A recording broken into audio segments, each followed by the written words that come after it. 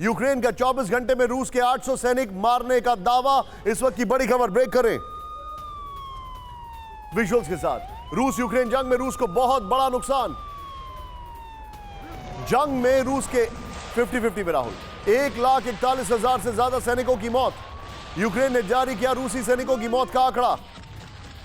यह बड़ी खबर है, सीधे बिग वॉल पर आई है जो हमारे पास जानकारी है। जंग में रूस को बड़ा नुकसान, यह इस वक्त की बड़ी खबर आ रही है और इस वक्त चौंकाने वाली खबर है। यूक्रेन का एक ही दिन में रूस के 800 सैनिकों को मारने का दावा है। नंबर 1 नेक्स्ट दिखाइए। जंग में अब तक रूस के 1,41,000 से ज्यादा सैनिकों की मौत हो गई है। पिछले हफ्ते यूक्रेन ने कहा था कि 24 घंटे में यूक्रेन रूस के करीब 1140 सैनिकों को मारा गया है। पश्चिमी देशों का दावा है कि जंग में रूस के 2 लाख सैनिक मारे गए हैं, घायल हैं। यह बड़ी खबर है, लेकिन मैं सबसे अलग एक सवाल पूछ रहा हूं। राहुल सीधे की ग्राफिक्स पर आइए और की ग्राफिक्स के बगल में ये वाली ब्रेकिंग चलाइएगा। फ्रीडम ऐप से सीखकर आपने सुअर का पालन शुरू किया है क्या? तो आप अपने सुअरों को 1 करोड़ फ्रीडम ऐप के जो ग्राहक हैं उन्हें बिना किसी खर्चे के आप उसे बेच सकते हैं। और इसके साथ मैं मनीष पे भी जाऊंगा। सीधे आइए यहां पर की ग्राफिक्स में।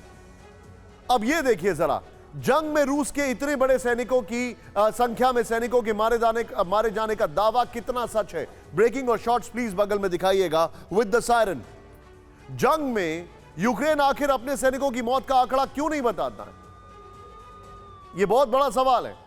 नेक्स्ट बहुत बड़ा सवाल दिखाइए। युद्ध में जो हमारे पास जानकारी आ रही है, प्ले ऑन करिए उसमें, कितना सच है? दूसरा और तीसरा सवाल,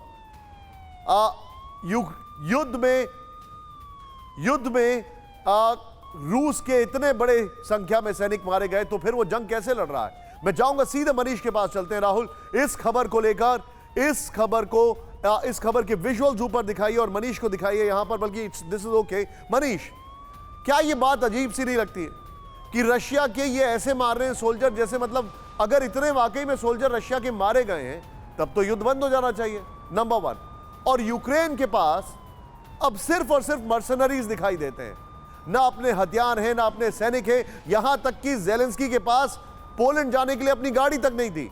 ये सारे फैक्ट्स आते नहीं है। रूस में क्या हलचल है इसको लेकर? बिल्कुल निशान, देखिए सबसे पहले तो मौसम से ही शुरुआत करूं कि भले ही तापमान -6 है, लेकिन ठंडी हवा जो चल रही है उसकी वजह से -13 के लेवल पर मैं अभी आपसे बात कर रहा हूं। देखिए, मरने का जहां तक आंकड़ा है सैनिकों के मारे जाने को लेकर, यूक्रेन का जो आंकड़ा है वो निश्चित तौर पर बढ़ा चढ़ा कर पेश किया जा रहा है। और मैं अगर कहूं तो रूस में मैं जितने लोगों से बात कर रहा हूं या जो मेरी समझ है उसके मुताबिक ये आंकड़ा अगर ट्रिपल नहीं तो डबल जरूर है। मेरे हिसाब से 50 से 70 हज़ार के बीच का आंकड़ा है जहां पर रूस ने अपने लोगों को खोया है।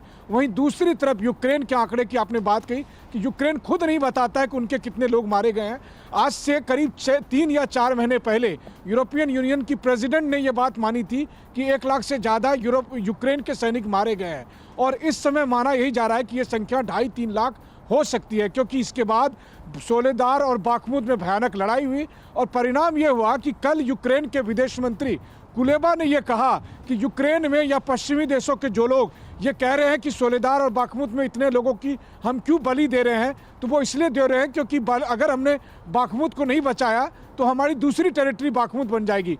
तो उनके बयान से ही आप समझ सकते हैं कि यूक्रेन के कितने सैनिक हताहत हुए हैं। अब जो तीसरी और सबसे बड़ी बात है, देखिए रूस ने अपनी स्ट्रैटेजी को कंप्लीटली चेंज कर दिया है।